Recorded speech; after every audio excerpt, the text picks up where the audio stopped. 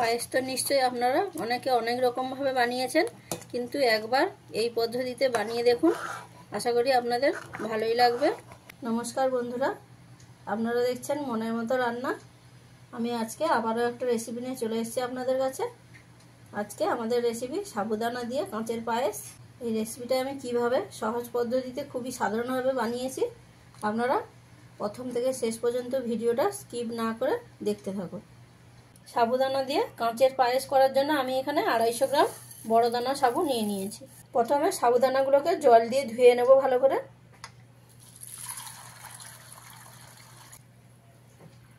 জল দিয়ে ভালো করে এইরকম হাত দিয়ে ভালো করে ডলে ডলে 2 থেকে 3 বার ধুয়ে নিতে হবে। সাবুদানাটাকে জল দিয়ে 2-3 বার ধুয়ে নিয়েছি, দেখুন কতটা পরিষ্কার হয়ে গেছে। এবারে এর মধ্যে সাবুদানার যতটা লেয়ার সেই পরিমাণ আমি জল দিয়ে দেবো। খুব বেশি জল দেওয়া যাবে না, তাহলে পরে মাখার সময় এটা পাতলা হয়ে যাবে।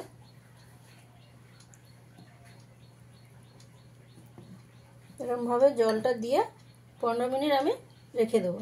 এই পায়েসটা বানানোর জন্য আমি এখানে 1 লিটার দুধ নিয়ে নিয়েছি। গ্যাসের ফ্লেমটা অন করে দিয়েছি, দিয়ে দুধটাকে এবারে কিছু সময় ভালো করে ফুটিয়ে নিতে হবে।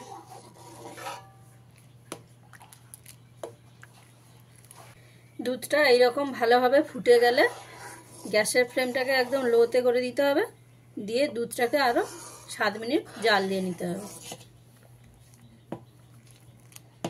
সাবুটাকে 15 মিনিট ভিজিয়ে রেখেছিলাম, দেখুন কত সুন্দর নরম হয়ে গেছে। এবারে এটাকে মিক্সির মধ্যে দিয়ে ভালো করে দানাগুলোকে গুঁড়িয়ে নেব। মিক্সিতে দেওয়ার আগে এর মধ্যে অল্প পরিমাণ লবণ দিয়ে দিতে হবে,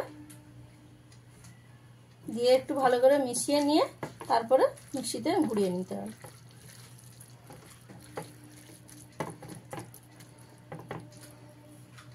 মিক্সিতে গুঁড়িয়ে নেওয়ার পরে কতটা স্মুথ হয়েছে দেখুন। এবার এর থেকে ছোট ছোট বল আকারে আমি গড়ে নেব। বল আকারে গড়ে নেওয়ার আগে আমি হাতের মধ্যে একটু ঘি মেখে নেব ভালো করে, দিয়ে অল্প অল্প নিয়ে ছোট ছোট বলের আকারে গড়ে নেব।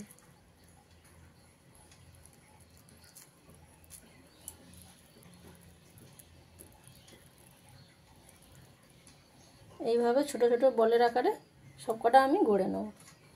বলের আকারে গড়ে নিয়ে একটা প্লেটের মধ্যে রেখে দেব।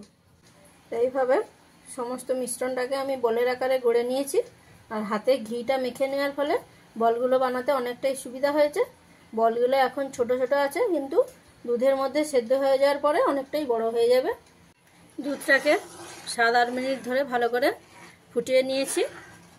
এবার বলগুলো দিয়ে দিতে হবে, কিন্তু তার আগে কিছুটা পরিমাণ 2 চামচ মতন গুঁড়ো দুধ আমি এখানে দিয়ে দিলাম, দিয়ে খুব ভালো করে মিশিয়ে নিতে হবে।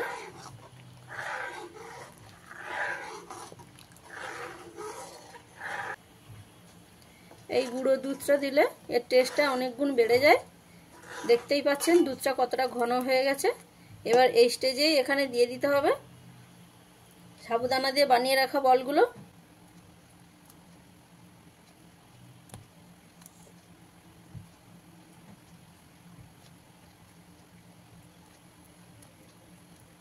সাবুদানার বলগুলো দিয়ে এইভাবে ভালো করে মিশিয়ে নিয়ে গ্যাসের ফ্লেমটাকে মিডিয়ামে করে দিতে হবে, দিয়ে খুব ভালো করে ফুটিয়ে নিতে হবে যতক্ষণ না পর্যন্ত বলগুলো ভালোভাবে সেদ্ধ হচ্ছে।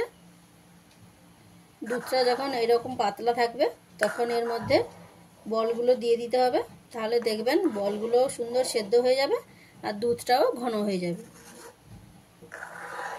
গ্যাসের ফ্লেমটাকে মিডিয়ামে রেখে 15 থেকে 20 মিনিট আমি ভালো করে ফুটিয়ে নেব।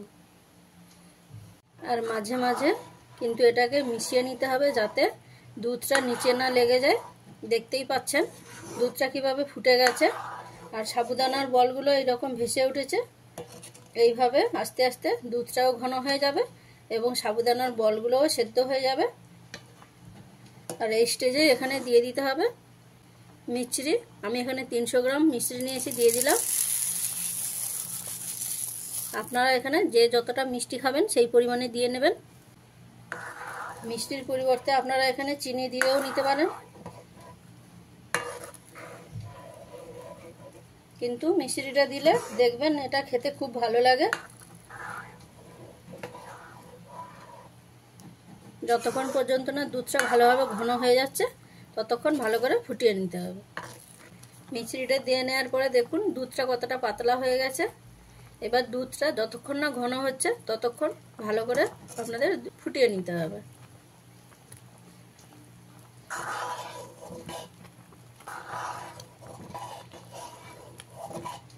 পায়েস তো নিশ্চয়ই আপনারা অনেকে অনেক রকমভাবে বানিয়েছেন, কিন্তু একবার এই পদ্ধতিতে বানিয়ে দেখুন, আশা করি আপনাদের ভালোই লাগবে।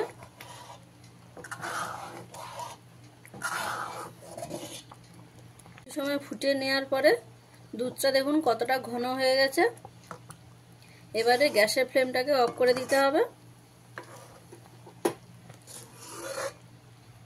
বন্ধ করার পরে এর মধ্যে আমি দিয়ে দেবো অল্প পরিমাণে এলাচ গুঁড়ো, হাফ চামচ গোলাপ জল দিয়ে খুব ভালো করে মিশিয়ে নিতে হবে। তাহলে দেখতেই পেলেন এটা বানানো কতটা সহজ। এইবার পায়েসটাকে অল্প কিছু সময় ঠান্ডা করে নিয়ে ফ্রিজের মধ্যে রাখতে হবে।